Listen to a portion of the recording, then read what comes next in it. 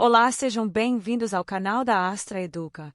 Nesta aula, vamos estudar um dos conteúdos mais extensos, importantes e cobrados na prova de língua portuguesa do concurso do Instituto Federal Catarinense, a morfologia, com base nas perspectivas de Evanildo Bechara, Domingos Pascoal Segala e Celso Cunha e Lindley Sintra. A morfologia é o ramo da gramática que estuda as palavras em sua estrutura, formação, classificação e flexões. Ou seja, ela analisa como as palavras são formadas, como se modificam e como funcionam dentro da língua. Para organizar esse estudo, vamos dividir a morfologia em 3 grandes partes: classes de palavras, estrutura e formação das palavras e vozes verbais. Começando pelas classes de palavras. As classes de palavras, também chamadas de classes gramaticais, são categorias que agrupam palavras de acordo com suas características e funções. A gramática tradicional reconhece 10 classes principais. O substantivo é a palavra que nomeia seres, objetos, ideias ou sentimentos. Pode ser comum ou próprio, concreto ou abstrato, simples ou composto, primitivo ou derivado. Além disso, o substantivo sofre flexões de gênero, número e grau. O adjetivo é a palavra que caracteriza o substantivo, atribuindo-lhe qualidades ou estados. Também apresenta flexões de gênero, número e grau, concordando com o substantivo a que se refere. O artigo é a palavra que acompanha o substantivo, determinando de forma definida ou indefinida. Pode ser definido como a, ou indefinido como uma. O numeral indica quantidade, ordem, fração ou multiplicação. Pode ser cardinal, ordinal, fracionário ou multiplicativo. O pronome substitui ou acompanha o substantivo, estabelecendo relações de pessoa no discurso. Pode ser pessoal, possessivo, demonstrativo, indefinido, interrogativo ou relativo. O verbo é a palavra que indica a ação, estado ou fenômeno da natureza. É uma das classes mais importantes, pois organiza a estrutura da frase. O verbo apresenta flexões de tempo, modo, número, pessoa e voz. O advérbio modifica o verbo, o adjetivo ou outro advérbio, indicando circunstâncias como tempo, lugar, modo, intensidade, entre outras. A preposição é a palavra que estabelece relações entre termos da oração. Exemplos: de, para, com, em.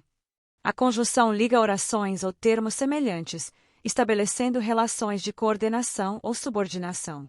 A interjeição expressa emoções, sentimentos ou reações, como a, ó, nossa.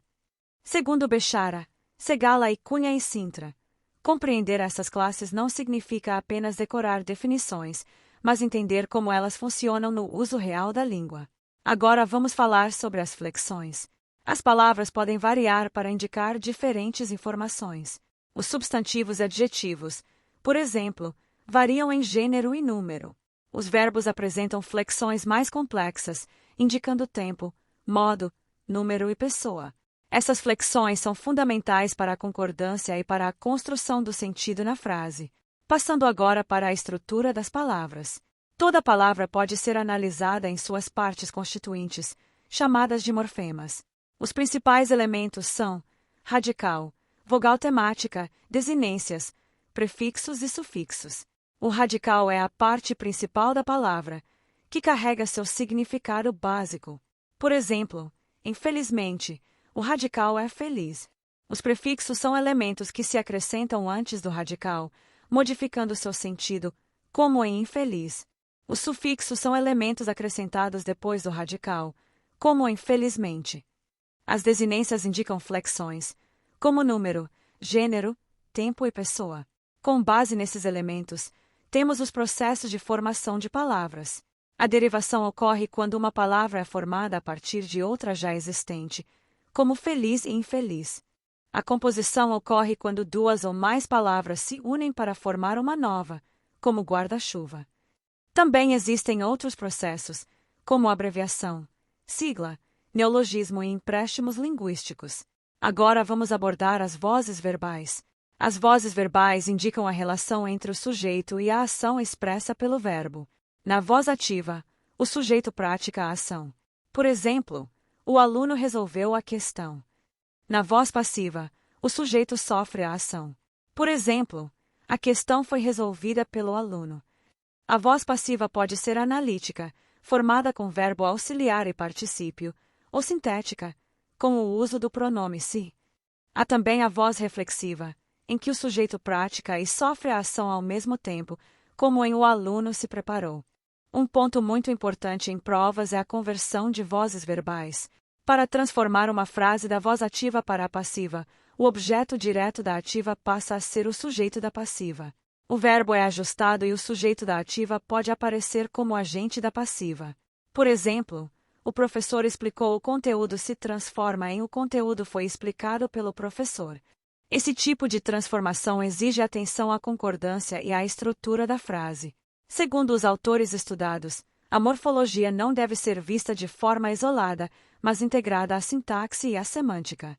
Ou seja, o estudo das palavras deve sempre considerar seu uso no contexto. Em provas do Instituto Federal Catarinense, é comum a cobrança de identificação de classes gramaticais, análise de formação de palavras, reconhecimento de flexões e transformação de vozes verbais. Uma estratégia eficiente é sempre analisar a função da palavra dentro da frase, e não apenas sua definição teórica.